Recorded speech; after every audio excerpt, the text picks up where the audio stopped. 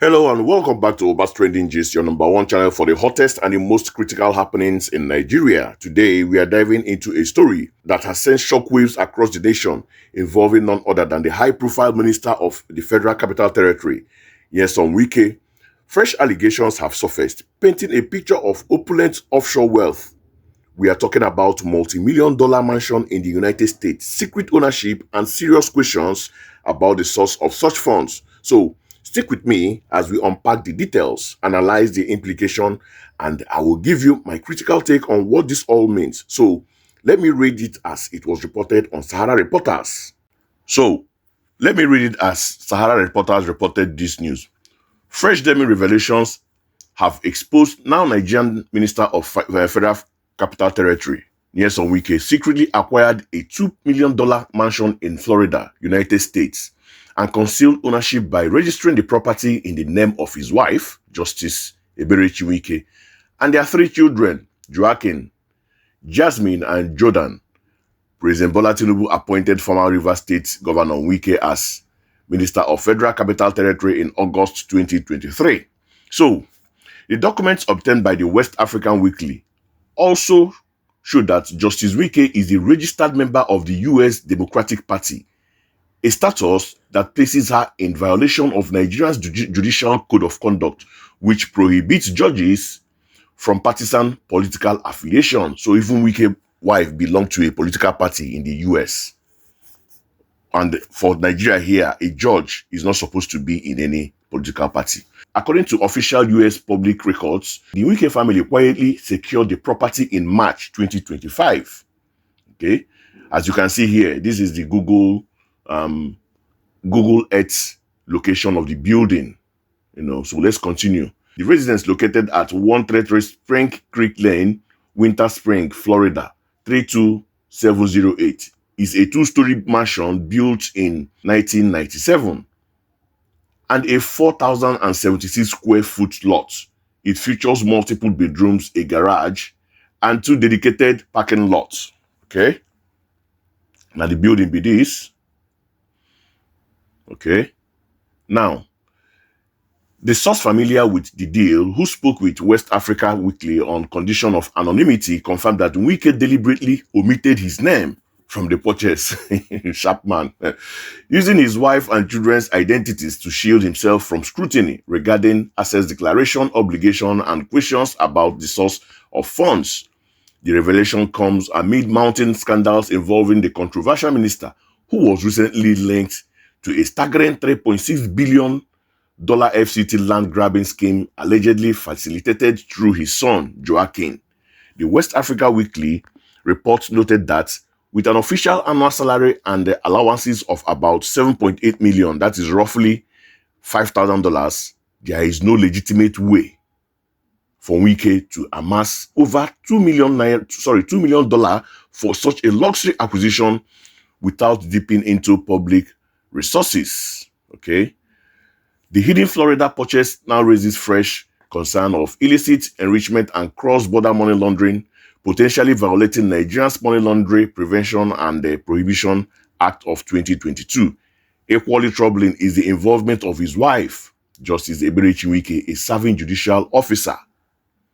More documents. You can see more documents.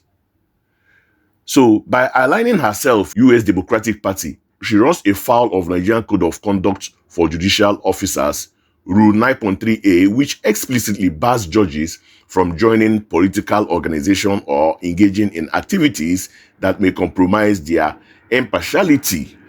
Furthermore, her participation in the property acquisition conflicts with Rule 1.2 and the 5C of same code, which demands strict avoidance of impropriety or even the appearance of impropriety by members of the bench. So the thing go all. You can go for Sahara Reporters to look up for it and read everything. What does this all mean? Let me break it down. First, let us look at the financial aspects. Disparity between a minister's official earning and the cost of the alleged Florida property is staggering. This naturally leads to a suspicion of illicit enrichment and potentially money laundering. Nigeria's Money Laundering Prevention and Prohibition Act of 2022 is designed To prevent such transactions, the law criminalizes cash payments over 5 million naira for individual and requires reporting of foreign transfer exceeding $10,000.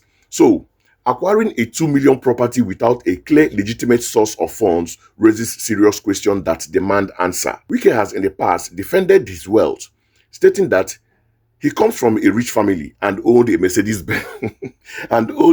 Benz as a student. However, the scale of this recent allegation will likely require a more detailed explanation that references to his family background. Secondly, the involvement of his wife, Justice Eberechi Wike, adds a complex and deeply troubling layer to this story. The Nigerian Code of Conduct for judicial officers is unambiguous about the need for judges to avoid impropriety and even the appearance of it. Rule 9.3a of the code explicitly bars judicial officers from belonging to political organization. If it is true that a serving Nigerian judge is a registered member of a political party in another country, it will be a significant breach of judicial ethics. This could compromise the perceived impartiality of the judiciary, a cornerstone of any democratic society. Thirdly, this is not happening in a vacuum. The allegation of extensive land allocation to his family in the FCT have already created a public outcry. Critics argue that this pattern of behavior, if proven true, suggests a systematic abuse of power and the personalization of public assets for private gain. This recurring scandal could erode public trust in the current administration and its officials. Finally, the silence from Wike's camp on the Florida mansion allegations is deafening. In politics, perception is often reality. By not immediately addressing such a specific and well-documented claim, it allows suspicion to fester and grow. This is a story that is unlikely to go away without a clear and transparent explanation. Now, for my take on this entire situation, frankly, this story is as troubling as it is predictable. For too long, we've seen a pattern where public office in Nigeria is seen as a gateway to inexplicable wealth. This isn't just about one man, it's about a systematic issue that has plagued our nations for decades. The alleged acquisition of a $2 million mansion by a sitting minister at a time when millions of Nigerians are grappling with severe economic hardship is a slap in the face to every hardworking citizen.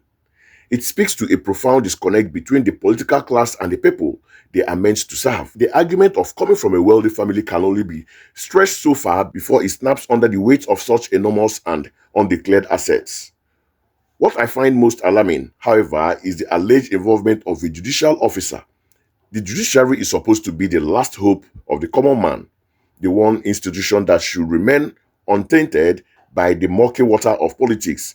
If a high-ranking judge is found to be engaging in partisan politics, even in a foreign country, it casts a dark shadow over the entire institution. It begs the question, can a judge with a political affiliation truly be impartial? And what does this say about the lines between the executive and the judiciary in Nigeria? Furthermore, this situation highlights a glaring hypocrisy on the part of Western nations. The US government often criticizes Nigerian officials for corruption, yet its own real estate market appears to be a safe haven for questionably sourced funds from those same officials. If they are serious about fighting corruption, they must do more to ensure their financial system are not enabling it. Ultimately, this is the test for President Bola Tinubu's administration and its possessed commitments to fighting corruption. Will there be a thorough and transparent investigation into this serious allegation, or will this be swept under the carpet like so many scandals before it? The Nigerian people are watching. We are tired of the excuses and the lack of accountability. We demand transparency, we demand integrity, and we demand that our leaders be held to the highest standard. Anything less is an insult to our collective intelligence and a betrayal of the trust we place in them. That's all the time we have for you for now on Obas Trending Gist. What are your thoughts on this issue? Let me know in the comment section below. Don't forget to like, share, and subscribe for more in-depth analysis of the stories that matters. Until next time, stay informed and stay engaged.